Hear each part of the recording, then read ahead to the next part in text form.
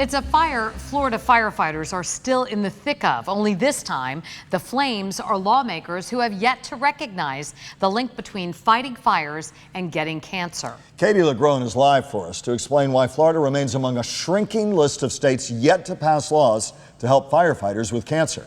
Katie?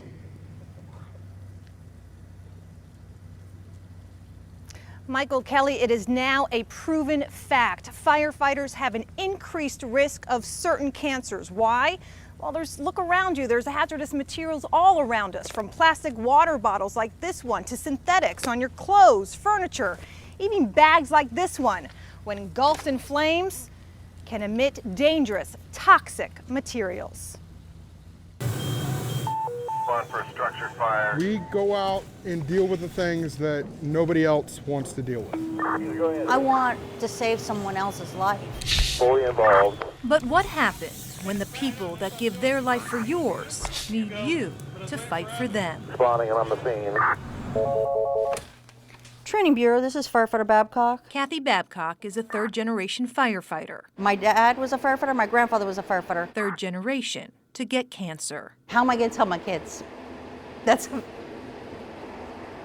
the first thing I thought of. Not about me. How do I tell my kids? After 20 weeks of chemo, 6 weeks of radiation, and a double mastectomy, and now a desk job. My rescue and my engine respond right past me driving down the street to calls, and I go, Kathy's status remains. I'm still battling. He developed a very short bucket list. Pete Huffman lost his battle with colon cancer 5 months ago. We didn't get to the Grand Canyon. We didn't get to the harbors in Maine.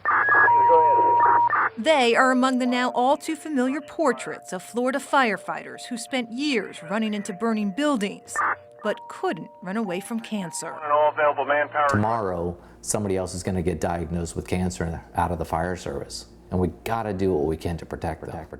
2 years after Pete sounded the alarm in his first and only interview with us, Florida has yet to protect any of its cancer-stricken firefighters. In fact, the Sunshine State is one of a shrinking list of states that have not adopted what's widely known as the Cancer Presumption Bill. It would allow firefighters diagnosed with certain cancers to collect workmen's compensation benefits. Getting time off to get treatment and not having to worry about whether they get a paycheck is very important. Last year, lawmakers torched the bill before it could even ignite much debate. So, Senator, why didn't you vote for this bill last year? Senator Jeff Brandes of St. Petersburg was the only senator to vote against it. Last year's bill basically said you could smoke a carton of cigarettes a day, and if you were a firefighter, you still got the presumption. This year, firefighters are at it again, pushing a revised version that limits eligibility to cancer-stricken firefighters tobacco-free for 5 years and diagnosed with one of 4 proven job-related cancers.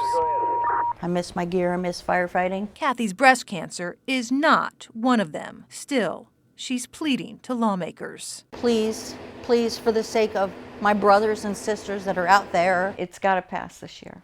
So is Marcy Huffman. They need it. I know they need it. Continuing the fight her husband started, the one I am a firefighter for Pinellas Park. Their son may eventually need. It would just be a little bit added security, knowing that the risks that we take kind of is somewhat noticed. I'm not afraid of cancer. It's a risk in the job. We're out there protecting everybody. We could use all the help we can get. 541, KQ 45.